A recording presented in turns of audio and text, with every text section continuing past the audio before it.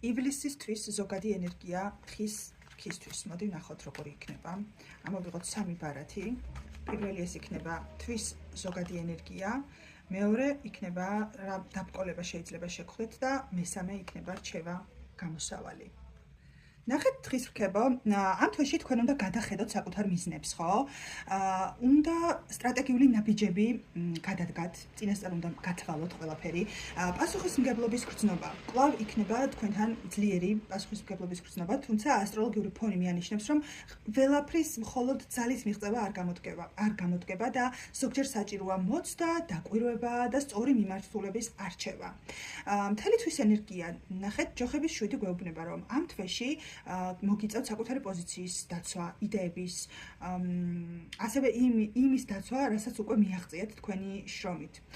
შესაძლოა კონკურენცია იგრძნოთ, ან რაღაცა განსხვავებული აზრი გაძლიერდეს, თუმცა თქვენ გაქვთ საკმარისი რესურსი და თავდაჯერებულობა იმისთვის, რომ შეინერჩუნოთ, რაც უკვე გაქვთ მოპოვებული. ანუ ეს ბარათი თავის არსით გულისხმობს ბრძოლას, პოზიციის დაცვას და იმის შენარჩუნებას, რაც უკვე არის მოპოვებული.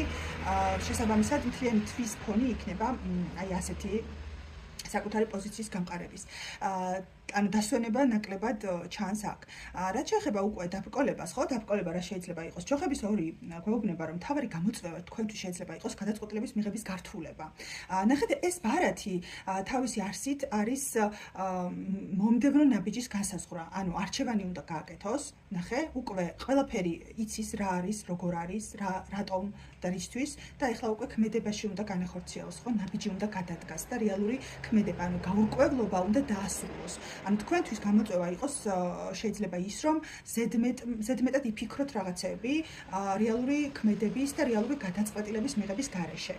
რაც შეეხება უკვე რჩევას და გამოსავალს, ამოგვივიდა მთვარე. მთვარე არის ინტუიცია, მთვარე არის შინაგანი შიშების და ილუზიებისთვის თვალის გასწორება, რომ არ უნდა აყვეთ მაგალითად აი ამ შინაგან ფიქრებს, ასევე არ უნდა აყვეთ გარე ინფორმაციებს, ჭორებს, იმიტომ რომ შეიძლება რაღაცები თავიდანვე ზედაპირზე არ იდოს, არ იყოს ნათელი, ამიტომ არ უნდა აჩქარდეთ, დასკვნები ნაჩქარებად არ უნდა გამოიტანოთ და დრო და ყურადღება მთლიანად უნდა დაუთმოთ საკუთარი გრძნობების, ფიქრების, აი გაფილტრას, მიხვდით? რა არის რეალური და რა არის ილუზია. აი ეს უნდა გაითვალისწინოთ და შემდეგ უნდა გააკეთოთ უკვე არჩევანი, ხო? ივლისის თვე თხის რქებისთვის იქნება საკუთარი პოზიციის გამყარება, მომავლის გეგმების